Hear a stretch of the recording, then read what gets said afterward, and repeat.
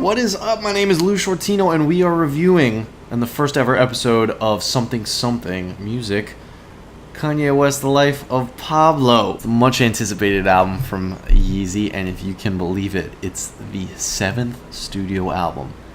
7 albums since the College Dropout's debut.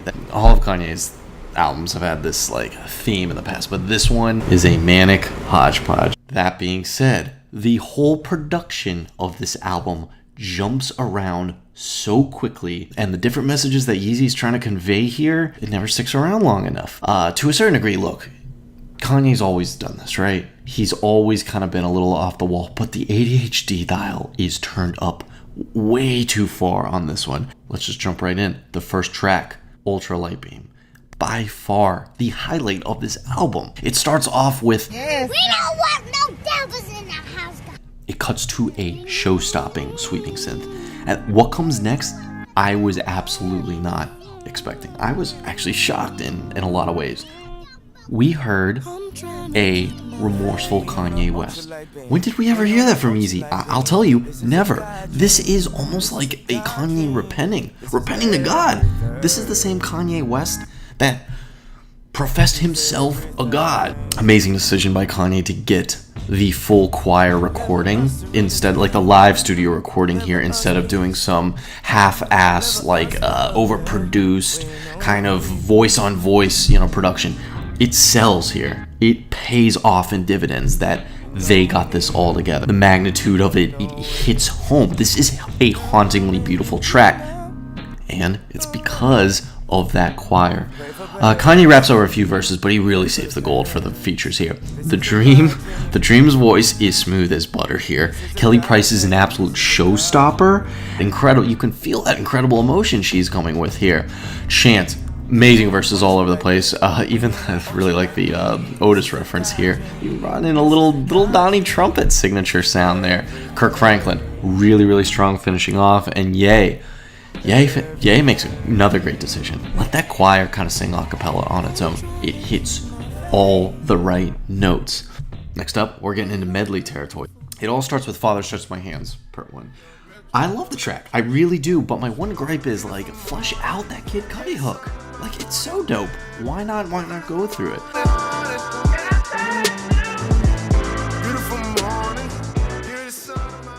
Father Stretch My Hands, part 2. Great flow, but definitely feels a little disjointed, especially as it goes on. Designer kills his verses. I still don't know if I'm getting the I just want to feel him around. I just want to feel him around. And then we go to this crooning robot, which, fine, if that's a line or two, but man, shit stays on there for almost half a minute. This is that ADHD that I'm talking about. Then we cut into Famous. Famous is a ferocious tale, regaling this alternate reality. Rihanna, stellar. I'm not even gonna go into it because she's amazing. Simply great. Owns it. We even get a nice little fun closeout sample of Sister Nancy's Bum Bum. Bum bum be dum bum bum. Feedback starts off promising, but to me, this is a Drake song. This is not a Kanye song. Everything from the message to the delivery, this doesn't feel Yeezy to me. That's fine, but it's also not Kanye. Again, not a problem, not Kanye. Lowlights. I wasn't buying into the story. Look, I got way bigger gripes on this album than freaking lowlights. Highlights, amazing. We get more of that, tried and true Kanye traditional braggadociousness here, right? With lines like "We the next Jacksons" and wishing his dick had a GoPro. It's an amazing melody from Young Thug, and I gotta say, the real tragedy here is that the hook isn't repeated.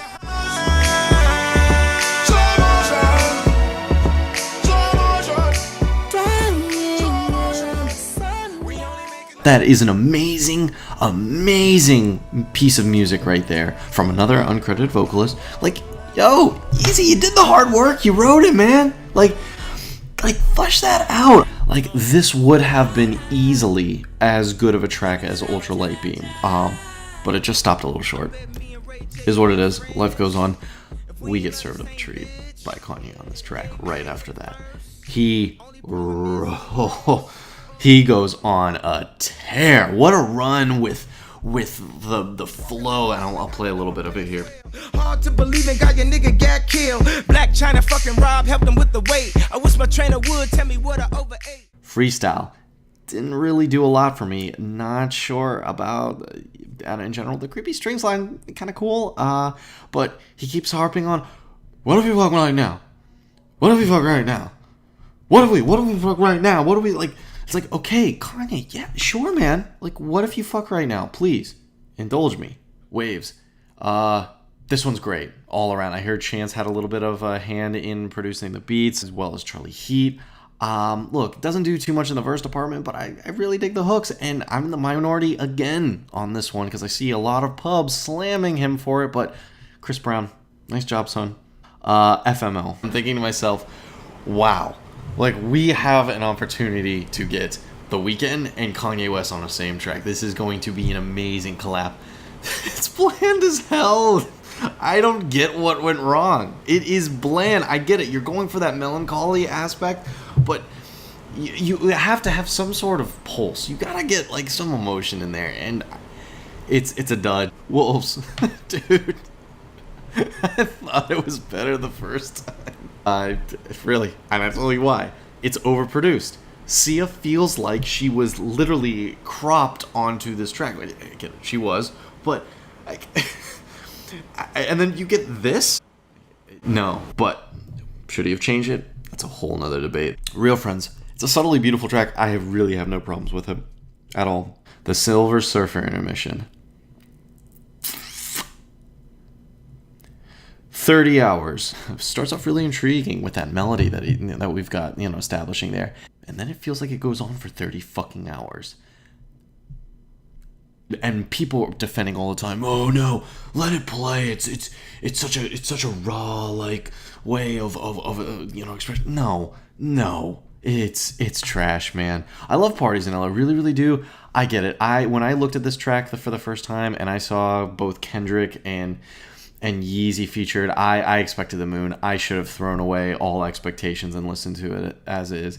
Nothing wrong with it. It's good. I do feel like it's more of maybe like a Cruel Summer or maybe like Cruel Winter coming up album than it does to me. Like, it feels more like a good music album, like, Cruel Summer, Cruel Winter, than it does on this track or on this album. But is what it is. Facts is all over the place. It's taking shots at Nike. It's taking shots at Drake, and you get to see that drama unfold a little bit, but I don't know. It's not worth it, man.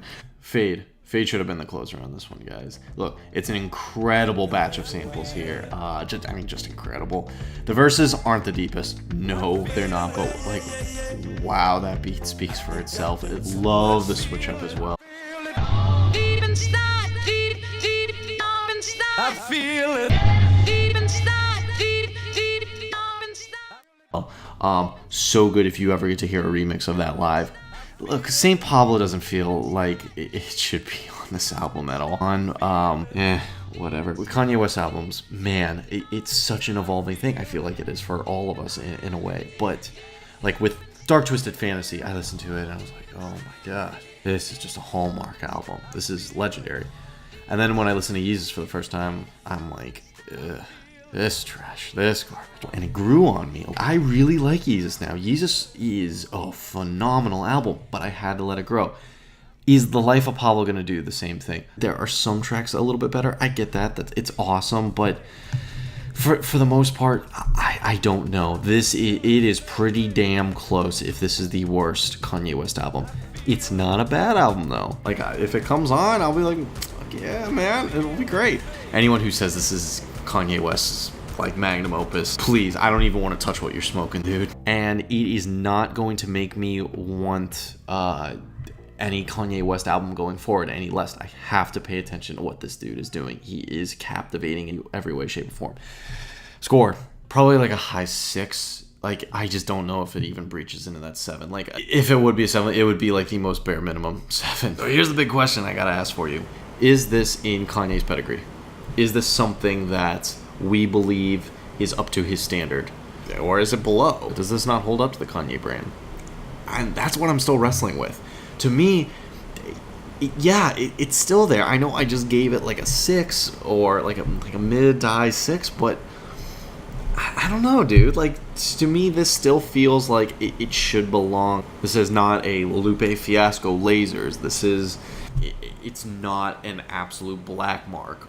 So that's it. That's my review of the life of Pablo. I'm very, very curious to see what you guys think. I know you're going to disagree with me. Yeah, go on. Disagree with me. I dare you. But until then, something.